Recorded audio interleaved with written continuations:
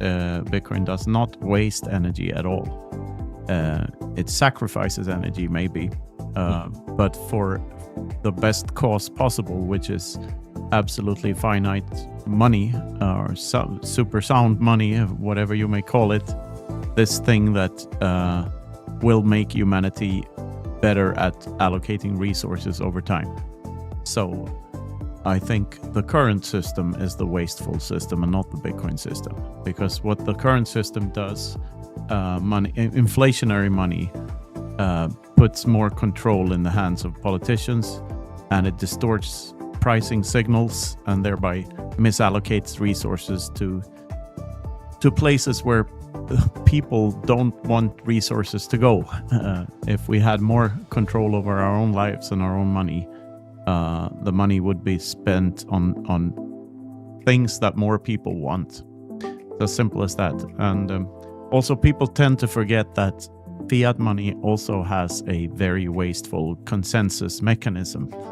Bitcoin uses proof of work, which is basically a lot of miners competing to find blocks and getting paid in Bitcoin to do so. Usually described by the mainstream media outlets as solving complicated math problems, but that's not really what a miner does. A miner just guesses a number over and over again, or guesses a number that is supposed to be below a target number. That is the difficulty at the moment. And whenever he does, the hash of a block is below the difficulty target, then a block is found. The consensus mechanism of fiat currencies is world wars. Whoever wins a world war gets to decide what the world's reserve currency is. And currently it's you guys. You won the last one, so you get to price oil, for instance, in dollars. And thereby you can buy all the shit from all the other countries in the world while printing greenbacks over here. Yeah. Claiming other people's resources for yourselves. Are you familiar with the Triffin's dilemma? Yeah, but remind me what it is.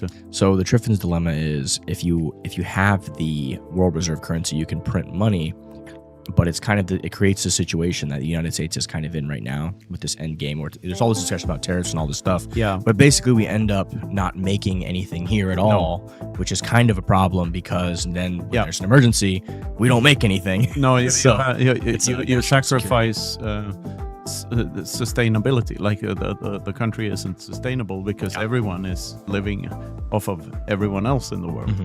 And that's not a good thing.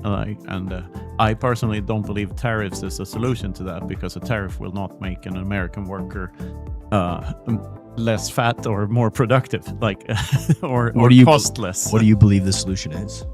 Free markets, and Bitcoin, of course. Stop using the dollar and start using Bitcoin instead, and then you have sound money, and then you can make better decisions. Bitcoin mining as digital warfare. How does proof of work, because we kind of touched on this a little bit, but how does proof of work replace armies, nuclear weapons, all of these things?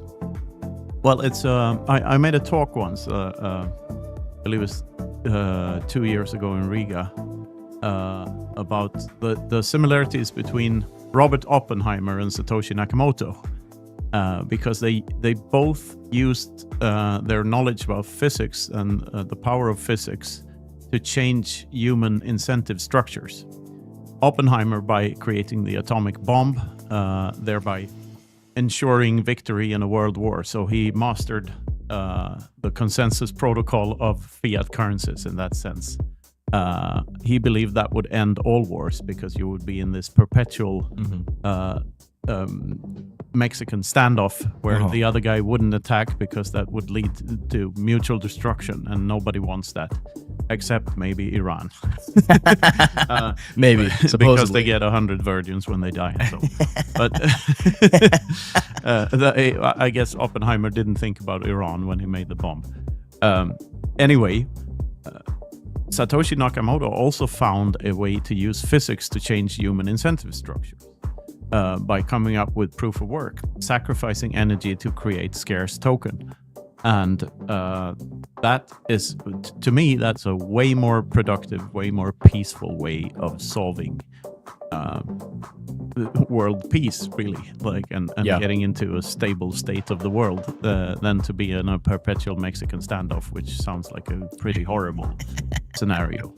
I've always been torn because it feels like Oppenheimer has largely been right, in the sense of like when there are countries that all have nukes, like they don't fight each other. The only countries that are fighting are the other countries that don't have nukes. Yeah. So it's like, all these little proxy wars and stuff is like the second that one of these countries gets nukes, you don't see them having any more of those they're not involved in those wars anymore. Like Ukraine, for example, they disarmed their nukes and now they're being invaded. And it's an interesting thought experiment, I guess is what I'll say. I don't believe anyone should have nukes, or like the ability to have nukes would go down severely on a Bitcoin standard, because money would be in the hands of individuals and violence would be less profitable. So you have no incentive to build nukes. Yeah. I've always thought about, what about that one psycho who just like, the evil villain? What do you think about that? There will always be psychos around, but the current system puts them in positions of power, and that's what's so dangerous. I mean, the most horrendous crimes ever committed were all committed by quote-unquote world leaders. People in charge of entire armies. Hitler. Everyone in power, like they I don't believe that any man has the right to rule over another without. I just think that's the wrong way of approaching other human beings. I don't, and it doesn't matter if you live in a democracy or a dictatorship. It's still wrong to steal. And if you can build a system that disincentivizes stealing, then you're on the right path. 70% of Bitcoin mining potentially uses renewable energy. How do you think about Bitcoin's effect on incentivizing renewable energy? Yes, this is a wonderful. There are great spokespeople for this particular thing. Daniel Batten, Rachel Gayer, Troy Cross come to mind. They focus on the fact that Bitcoin mining can be used as a sort of suspension mechanism for renewable energy. So you can connect a Bitcoin miner to a solar farm or a wind farm, and whenever that overproduces energy, you can use the excess energy to mine Bitcoin. And the beauty of that like why it's good to mine Bitcoin instead of using the energy for instance, Facebook or YouTube videos or any other big data, or AI or any other big data crunching thing, is that Bitcoin doesn't require that much bandwidth. So it can be put in very remote locations, like 2.5 megabytes every 10 minutes bandwidth, which is so beautiful and device renewable energy. And truly renewable energy is renewable energy that is not subsidized by the government. Real sustainable renewable energy. And if you have access to that, so you have basically free energy, there is no reason for you not to install the Bitcoin miner, because it's free money. And that's what we see in Bitcoin. Like Bitcoin is one of the greenest industries on the planet. And regardless of whether you think climate change is a real threat or not, or if it has to do with human behavior or not, this is a path to a more environment friendly type of money. And you can even imagine a wind farm or a solar farm being built not for the community but to mine Bitcoin, and whatever it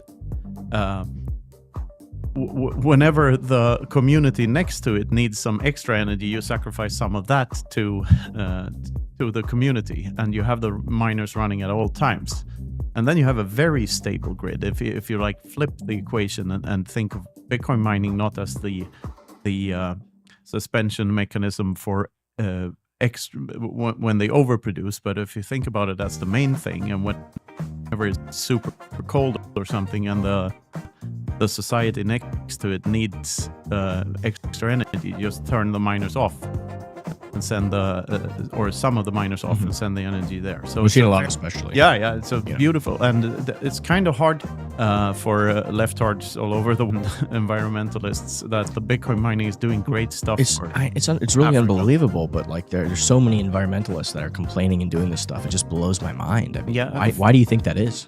Few things on Earth are as bad for the environment as environmentalists that haven't done the maths. Yeah, it's like they're burning down Tesla dealerships now. Like that just blew my mind. Like it is unbelievable. It's like the one company that's actually done more for the environment. And they cheer for Elon whenever he does stupid shit, and they bash Elon whenever he does good shit. So I'm always on the opposite side of the Elon bashing.